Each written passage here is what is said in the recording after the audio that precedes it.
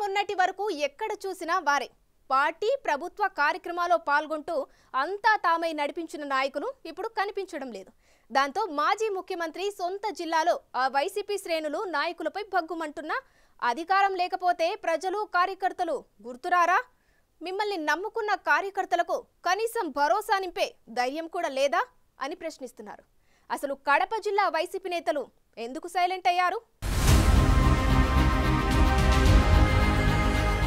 ఉమ్మడి కడప జిల్లా మొన్నటి వరకు వైసీపీ కాంగ్రెస్ కంచుకోట.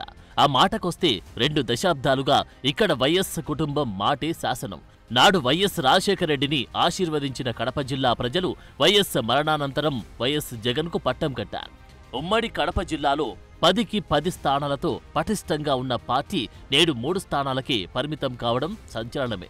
గత 2 ఎన్నికల్లో వరుసగా గెలిచిన నేతలు మూడోసారి పరాజయం మూటగట్టుకున్నారు.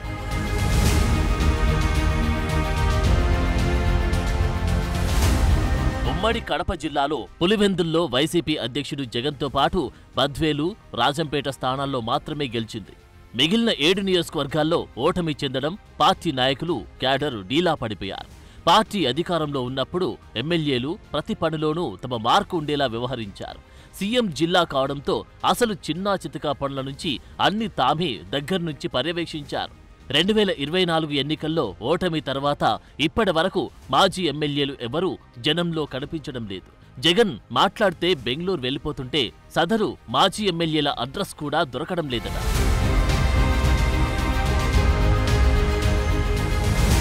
ఆ క్రమంలో పార్టీ నేతల తీరుపై కార్యకర్తలు బగ్గుమంటున్నారట. జమ్మలమడుగు మాజీ ఎమ్మెల్యే సుధీర్ రెడ్డి కార్యకర్తల ఫోన్లకు కూడా రెస్పాండ్ అవ్వడం లేదంట. మైదుకూరు, కమలాపురం మాజీ ఎమ్మెల్యేలు తమ వ్యవహారాల్లో బిజీగా ఉన్నారట. రైల్వే కోడూరు ఎమ్మెల్యే అధికారంలో ఉన్నప్పుడు సీనియర్ ఎమ్మెల్యేని అంటూ తెగ హడావిడి చేశారు. ఇప్పుడాయన పార్టీకి దూరంగా ఉండడంపై జగన్ కూడా ఆగ్రహం వ్యక్తం చేశారంట.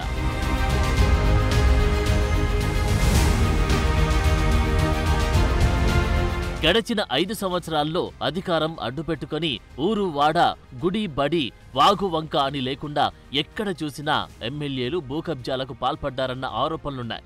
మరోవైపు అక్రమ ఇసుక రవాణా, అక్రమ మట్టి తవ్వకాలు, అక్రమ మద్యం తయారీలో కొంతమంది నేతల హస్తమున్నట్లు పెద్ద టాక్ నడుస్తోంది. ఎన్నికల ప్రచారం సమయంలో ఒక పక్క నారా లోకేష్, మరొక పక్క చంద్రబాబు నాయుడు కూటమి ప్రభుత్వం ఏర్పడగానే అవినీతికి పాల్పడిన వారిపై కఠిన చర్యలు తీసుకుంటామని పదే పేర్కొన్నారు. ఇప్పుడు ఆ దిశగా యాక్షన్ ప్లాన్ స్టార్ట్ అవడంతో మాజీలంతా భయపడిపోతున్నారంట.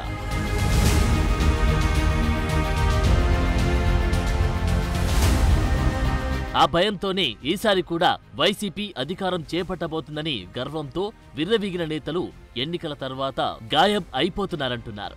పవర్లో ఉన్నప్పుడు ఎమ్మెల్యేలను చూసుకుని చెలరేగిపోయిన వైసీపీ ద్వితీయ శ్రేణి నేతలు కూడా ఇప్పుడు ప్రజల్లో తిరగడానికి భయపడుతున్నారు. మరి జగన్ సొంత జిల్లాలోనే పరిస్థితి ఇలా ఉంటే మిగిలిన చోట్ల వైసీపీ నేతల పరిస్థితి ఎలా ఉంటుందో అర్థం చేసుకోవచ్చు. ఏదేమైనా ప్రభుత్వ విచారణలో ఎంతమంది మాజీలు అడ్డంగా బుక్ అవుతారో చూడాలి.